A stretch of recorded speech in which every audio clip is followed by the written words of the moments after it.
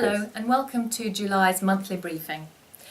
Before I begin, I'd like to thank you all for working so hard to manage with the consequences of the hot weather we've been having. It wasn't an easy time and I appreciate how you've all pulled together to work through this situation until it's been resolved. By the time you get this message, it's probably a lot cooler. So moving on to today's messages, there are 3 messages in the briefing today. The first is around our financial picture and our challenge ahead. The second is around the forthcoming initiative to improve wellbeing for staff. And the third is something new, created by you, for you. Many of you have said you want the Trust to avoid a last-minute scramble of the end of the year to break even. And so I want to start now by updating you for our financial position for 16-17 and what we need to do starting from now. To stay within our income, we need to make the usual cost improvement savings. As always, these are a challenge. Within this, we also need to meet the national agency cap.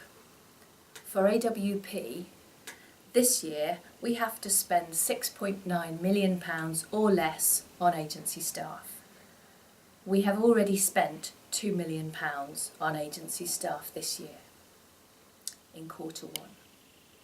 So what does this mean in respect of trust-wide actions? We must continue to drive down agency costs. For you and your team, this means please make rosters a real focus, especially with regard to bank holidays and weekend working. There will be a greater management focus on current and future agency bookings, with daily calls to look at whether agency bookings are really necessary. Secondly, we need to minimise our out-of-area costs. You may not be aware that the risk-sharing arrangements mean that now all out-of-area placement costs fall to AWP. We will be looking at how we use our beds across the whole Trust to minimise the need to send service users out of our area. For you, this always means seeking alternatives to admission and making sure that we proactively plan discharge dates at the point of admission. Admission should always be a last resort for all of the right reasons for the service user and their family, but now it poses a great financial burden to AWP every time we place a service user out of our area. We must make sure also that we meet our sequins plans, which form part of our income. Every area has plans for sequins. Do you know what they are and what they mean for you and your team? There are also some simple things that we can all do to make a difference.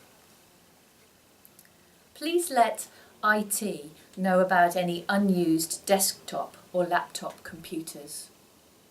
You'd be surprised to know that there are 200 laptops in circulation which are not being used at all. If they were returned to IT, they could save between £50,000 and £130,000 on licences. Secondly, please make sure that you attend training when you've booked.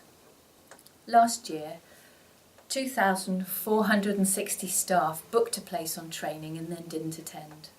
This represents £123,000 a year. Finally, we can look at travel expenses. Coach travel can be very much cheaper than train travel, and although it's always your choice, a National Express coach from Bristol to London takes only 10 minutes longer and is only 10% of the cost. And think about when you need an external venue. If you need a venue, look on Our Space and consider, as some teams do, the cheaper options like village halls and sports centres. In short, whenever you're spending, pause and think. I do believe we're early enough in the year to be able to address our expenditure and to meet our financial targets, but we all have to work together from now. I'll keep you updated on the finances, but please also look at the messages on our space and use the pages there for putting in more ideas for reducing costs and making our trust more efficient. So it's going to be a challenging year financially, and it's demanding enough working in frontline services. So now we really have to think about looking after ourselves. I want to take this opportunity to tell you about an evidence-based initiative designed to help us do just that. Over the coming year, we'll be introducing staff wellbeing initiatives under a banner called 5 Ways to Wellbeing. The campaign will highlight the things that we can do as individuals to maintain positive wellbeing in and out of work.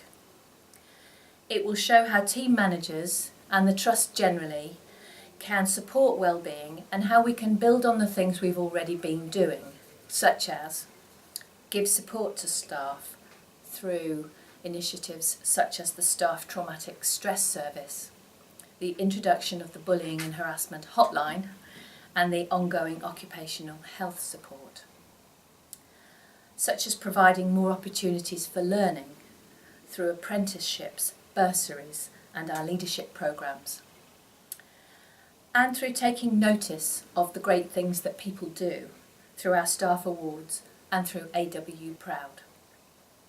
This year we'll be doing more through our 5 Ways to Wellbeing campaign, such as offering free staff health checks, improved access to physiotherapy, staff-led weight management programmes, and lots more. And finally, I'm very pleased to announce the publication of our very first Trust Staff newspaper, which will be available on our space and which is being delivered to teams across the Trust. It's called AW People, because that's what it's about. It's about you and all of us, about your achievements, your stories, and the topics which matter most to you.